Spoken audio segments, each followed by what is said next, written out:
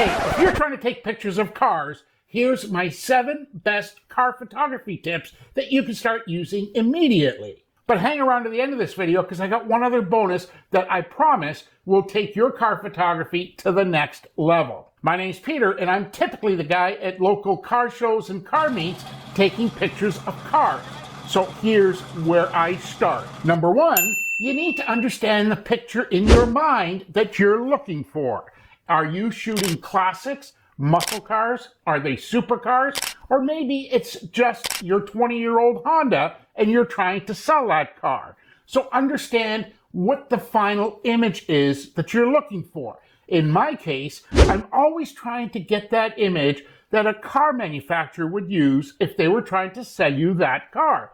And that means there's no weird, strange reflections in the car. There's no distractions in the background. It's just the type of picture that that car manufacturer would show you if they wanted you to buy that car. Number 2 is research. I typically do a little bit of research, especially when I'm not familiar with a particular car. And I always use google.images.com and just look up things like this. Okay, so typically on Google Images, I can find any particular vehicle I'm looking for.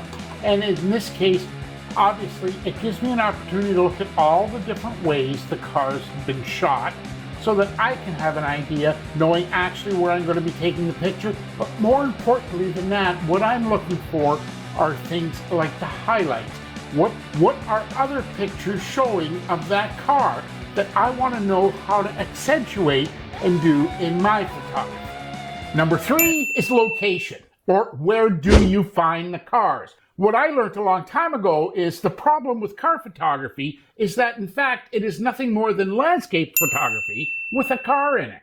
And it's just that simple. So for me, my first choice is car shows, local car meets, or cruise nights. Secondly, I'll resort to photos of cars at car dealerships, and typically new car dealerships. And thirdly is taking random pictures of cars in parking lots. Now, don't laugh. I've taken a lot of great photos in parking lots, and to prove it to you, I'm going to link a video up here where I take what I call the easiest automotive photography picture in a parking lot, and I show you how I process that picture and turn it into what I call the classic studio shot. It's all there for you, and there's even a free download so that you can take the images that you see in that video and work along with me. Number 4, and this is huge, lighting. I gotta tell you that the lighting that you're shooting cars in will either make or break your photography. And the problem is that if you're using the wrong lighting,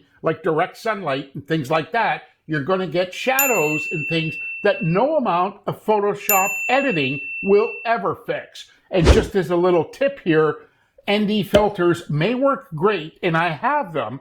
They work great in video, but they don't work in car photography simply because direct sunlight is direct sunlight. And if I need to reduce the lighting or exposure of an image, I do that with shutter speed. I don't need that ND filter. Tip number 5, camera. Obviously, you need a camera. But more importantly, I read a lot of different comments on other photography videos, and it always gets down to lenses. And if you ask most a question like what lenses are the best for automotive photography, they start listing things like 70 to 200, 2.8, or a 50 millimeter lens. But even in the same post, they say things like, I got the best shot with an 18 to 55. That's a kit lens. So other comments in photography videos say that they shoot with a 24 to 105. And it goes on and on. But let me tell you this, I own those lenses. I own the 70 to 200 2.8. But typically I'm shooting at a cruise night or a car show or a car meet, and I defy you to strap on a 200 mil lens and take a picture of a car and get far enough back and not have anyone else get in the shot.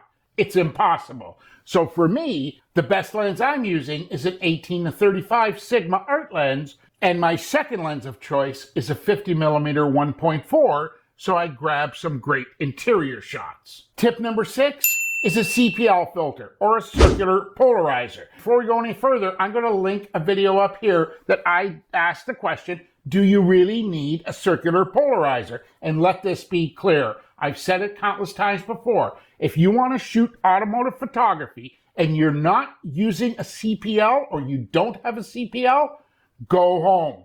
You're wasting your time. There's no amount of Photoshop edits that are going to fix the reflections and strange things that show up in those reflections, and working without a CPL filter is typically rendering those photos useless. Tip number 7, and I may get a little bit of hate for this, but it's a tripod. Look, I don't like tripods any more than anyone else. Look, when it comes to car photography, every image I shoot is typically a composite, where I'm using a CPL so that I can accentuate different highlights or body lines on a car and present the best possible photo. That means I'm trying to do it on a tripod where possible. So no, I don't love tripods, but they're a great tool to have. So what car photography tip did you find most helpful? Would you go ahead and leave a comment down below? I promise I read every comment and I will respond to you. And before I share my bonus tip with you, can I ask a favor? If you learned anything or this video has helped you with your photography in some way, would it be a bad idea to go ahead and leave a like down below? Thank you. I appreciate it. That way I know this is the type of content that you want to see more of, and better than that, it tells YouTube that they should push this type of video to other car photographers just like you. Bonus tip number 8, if you've been following me for any time, you know that most of the images I take are composites. That means I'm using a couple of images to kill reflections in either a windshield or glass, or using those images to feature or highlight some of the body lines or other parts of the car. The third image I typically start to use, the third image that I promise will change things for you, is when you take an overexposed image while you're still on that tripod. The dark side or underside or wheels get tied up in the shadows. So when you use that overexposed image and just bring in the parts of the vehicle that you want to highlight more, I promise it ups the value of your photography many times over. So what should you do now? Well, before you run out and take some pictures, go ahead and watch this video where I walk you through and show you through the lens how a CPL filter works, and you tell me if you should have a CPL filter every time you're taking a picture of a car. And I'll catch up with you over there. Take care. Talk to you soon.